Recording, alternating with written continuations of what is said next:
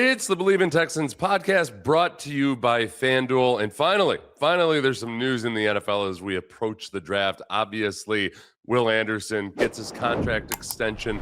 We'll address that. I'm going to go over some news and nuggets, or let's say buzz and rumors around the NFL draft from some of the bigger names at ESPN. So I want to throw out just wanton speculation at you.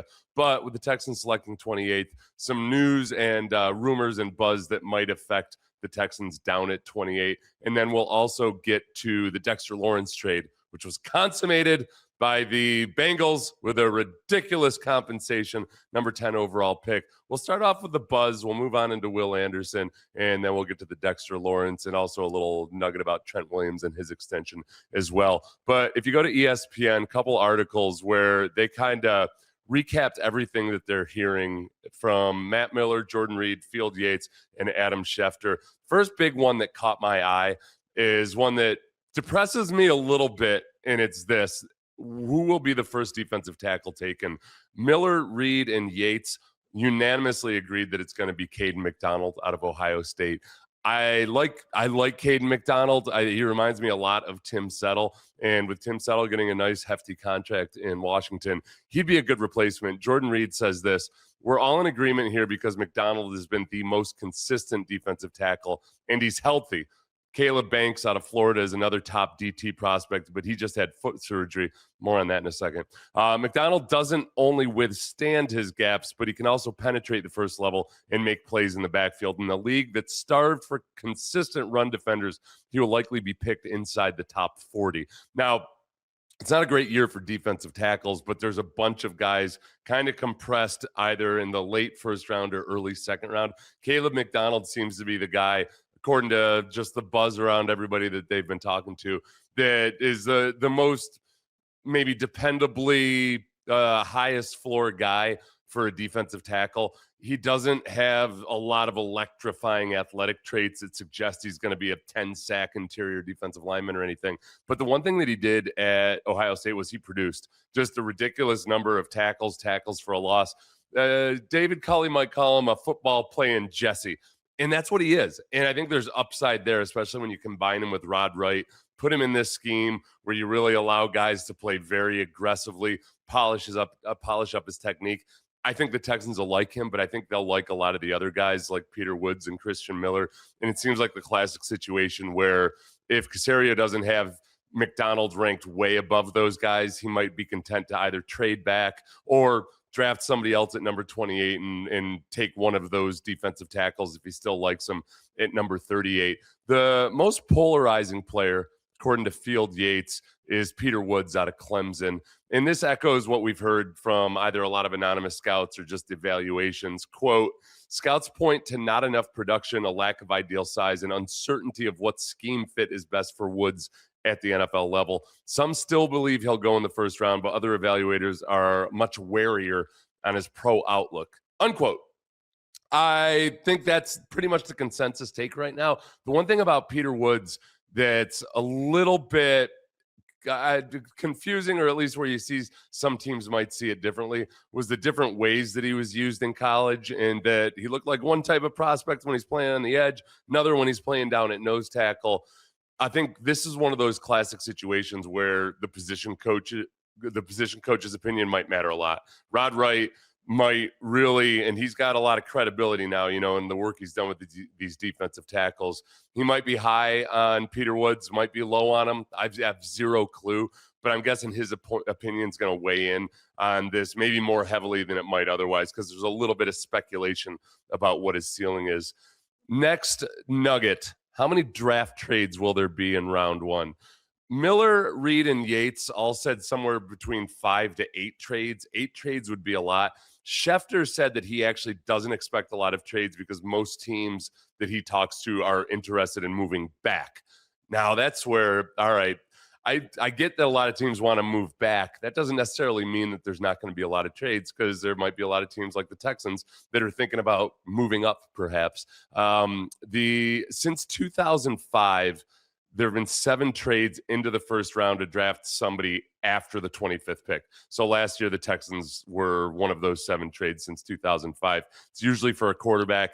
And what happens is in 2011, they changed the CBA where they added that 5th-year option. So now a lot of teams that are at the top of the second round get real interested in saying, hey, if we take a quarterback, we end up liking him, we'd love to have that extra year of control. So we'll try to trade up into the second round to take a guy like the Giants did last year with Jackson Dart, and they traded with the Texans. The other nice thing about this is that when teams are trading for a quarterback, they'll generally say, let's play a little footloose and fancy free, and we'll be aggressive and give more than the normal compensation.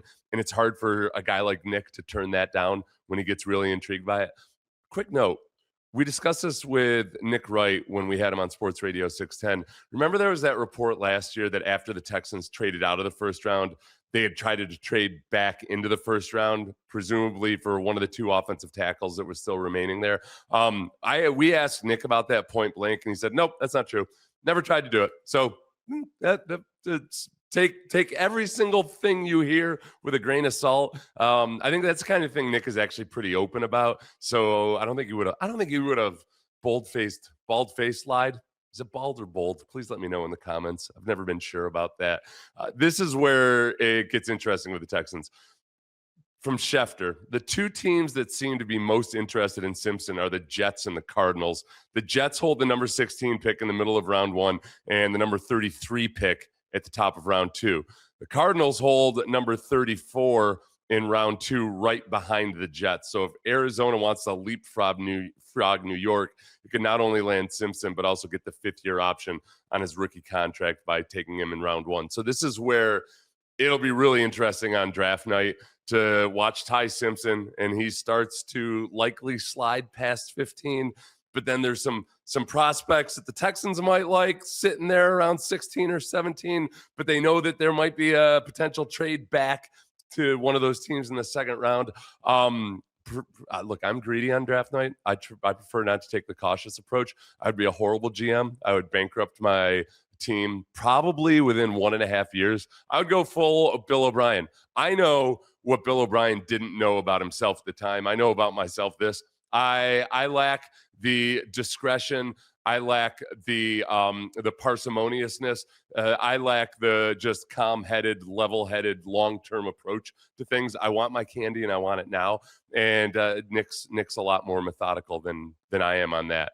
That does also, though, this dynamic of Adam Schefter reportedly saying that not a lot of teams are probably, there's not going to be a lot of trades or a lot of teams want to trade back. This is what Matt Miller said about the offensive line. Expect a heavy run on offensive linemen in round 1.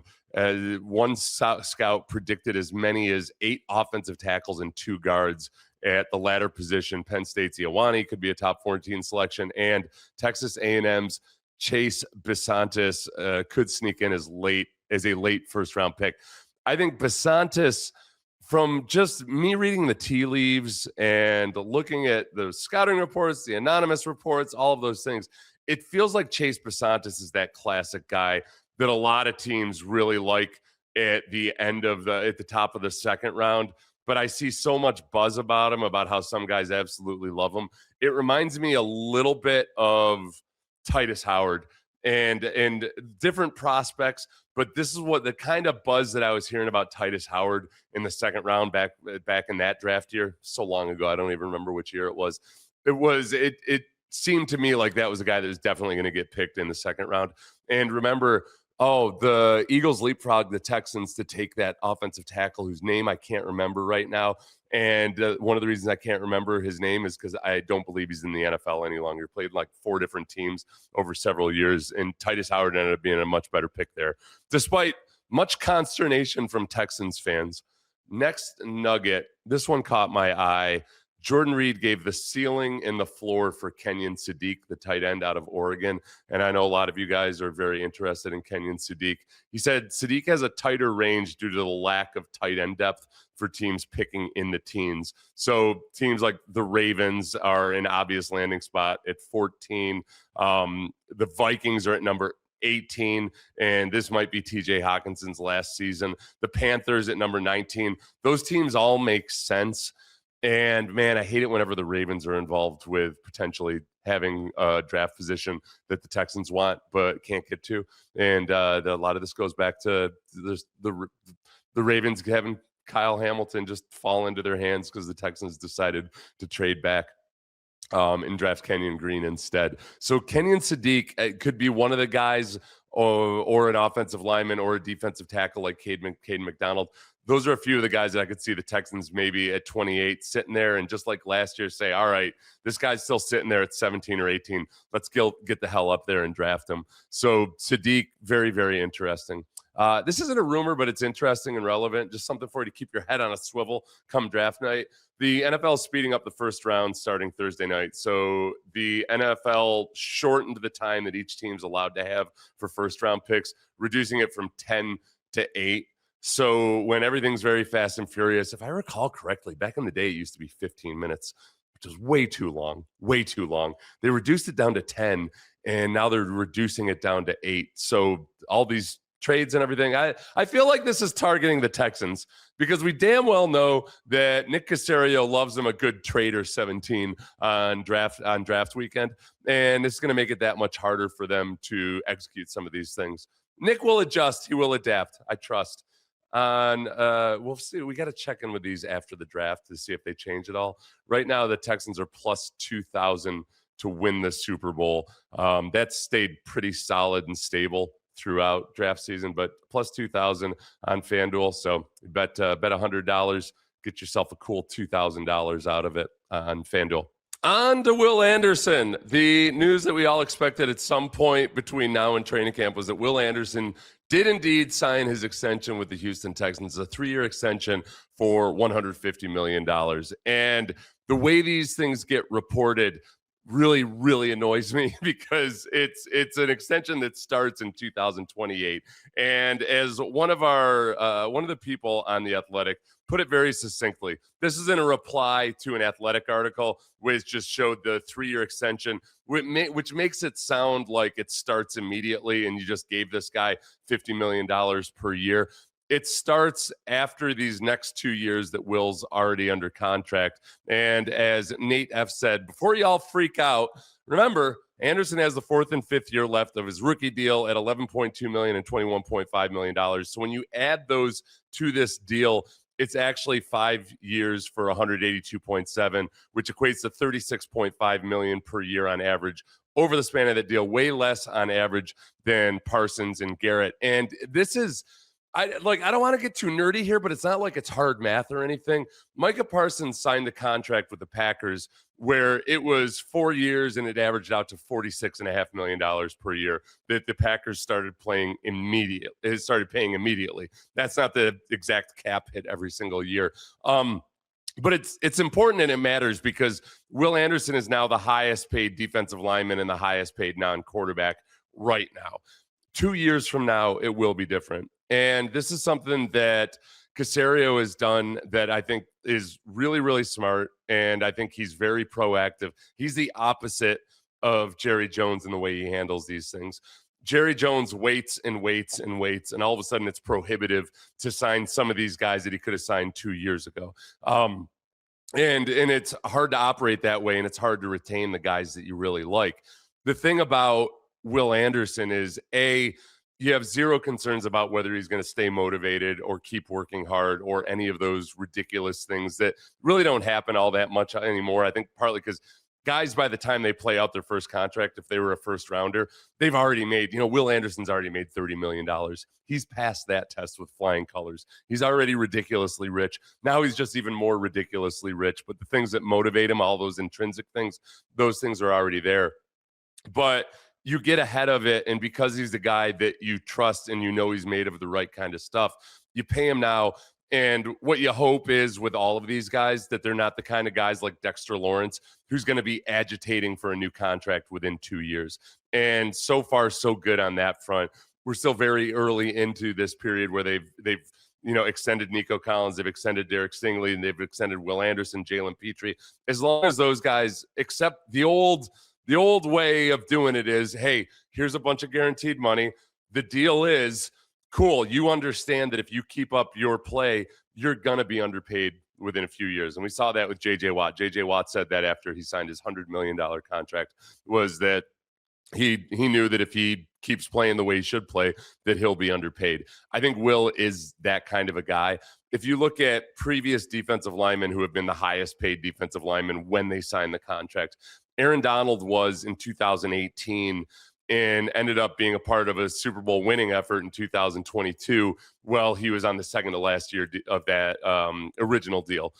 Fletcher Cox had signed when he was the highest paid defensive lineman. I don't know if he was still the highest paid defensive lineman a year or two later when they went to a Super Bowl. Nick Bosa signed in the same year that they ended up going to a Super Bowl. So I see a lot of gloom and doom from people who see that first figure and say $50 million a year. How are you going to build a team with that kind of because the cap keeps going up.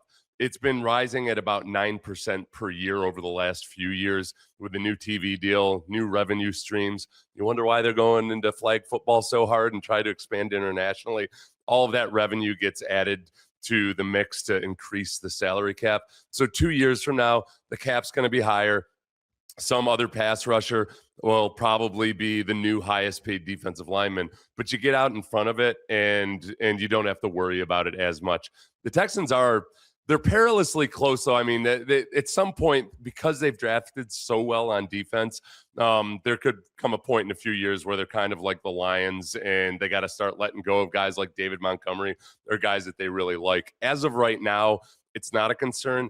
I don't think it's going to – this deal is something that Nick would have been planning for really for the last couple of years. I think they love Will Anderson. He's everything they heard he was when he was at Alabama and everything they expected him to be. And first and foremost, he's a guy that, when you're on a team, like as I've been on teams like this and you see it all the time, the coach preaches culture, but then they go and give the highest contract on the team to a guy that doesn't quite fit the culture. I think Micah Parsons was a little bit like that. He's not wired the same way Will Anderson is. He's not necessarily the guy you want to point to for the young guys and say, hey, just do everything like him and you'll be fine. He's awesome. Don't get me wrong, but Will Anderson is more that guy that you want to point to because he's the ultimate culture guy. One of my favorite clips ever is still from at the very end of his rookie year. He was asked by Sarge about changing the culture with the Texans, going from being a really bad team to a team that was all of a sudden very competitive.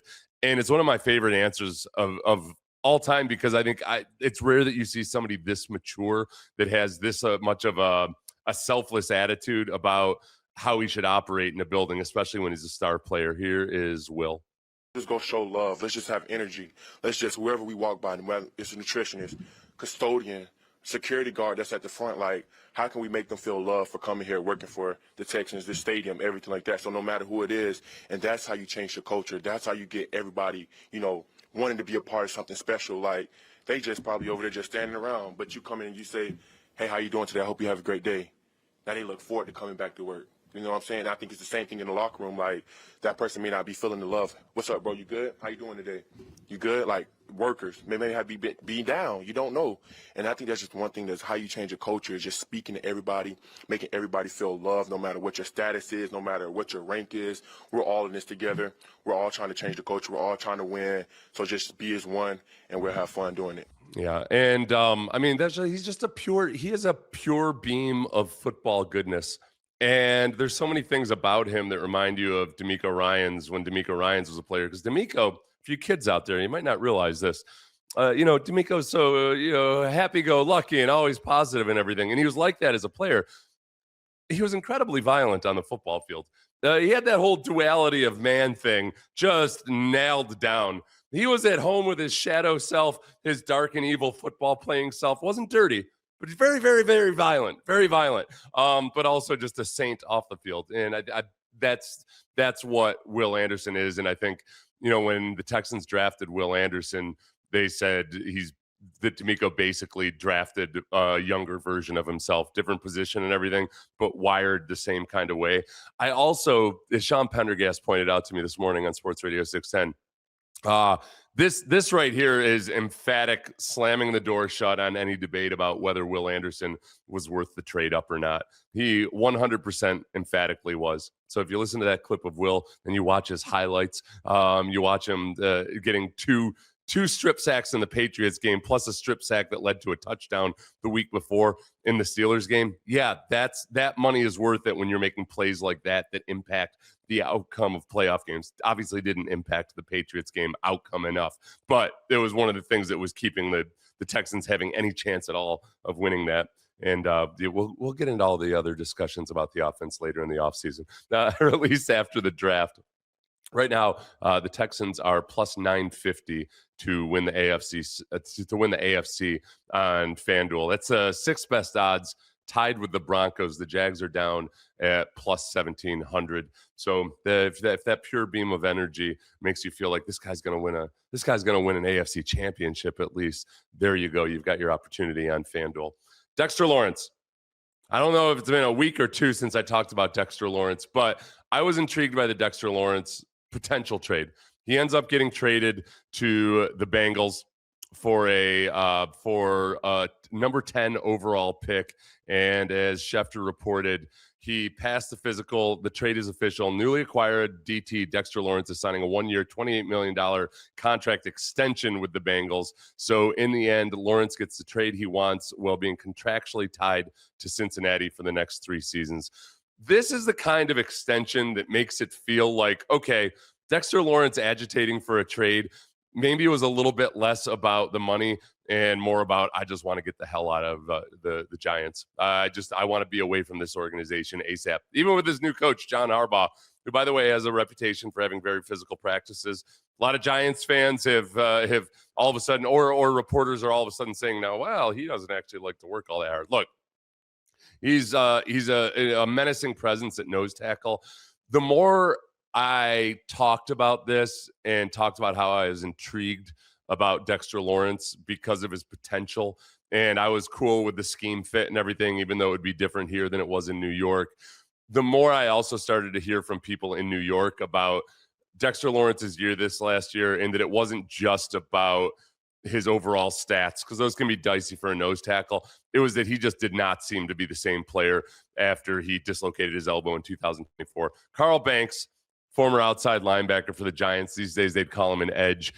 He had this message for Dexter Lawrence on October 27th of this past season. So this is not hindsight vision by him or anything. This is Carl Banks with an open message to Dexter Lawrence. This is on the Bleav in Giants podcast back then. Dexter Lawrence, nobody respects you anymore. Nobody. Your opponents do not. The pre-injury Dexter is not there in their heads. They don't respect you. There's a difference. They're blocking you with a 9-year backup center. You're not making a difference. The old Dexter would. There are a lot of things that go into your performance. Only you know what that is, whether you're still recovering or not. I'm just telling you now, I'm looking at enough tape to know that your opponents don't respect you. Not like they used to. I'm going to just say this. Again, I don't know the circumstances. It's time for you to start expecting more of yourself. Am I going to revise my opinion based on that retroactively? Hell yeah. Never wanted him.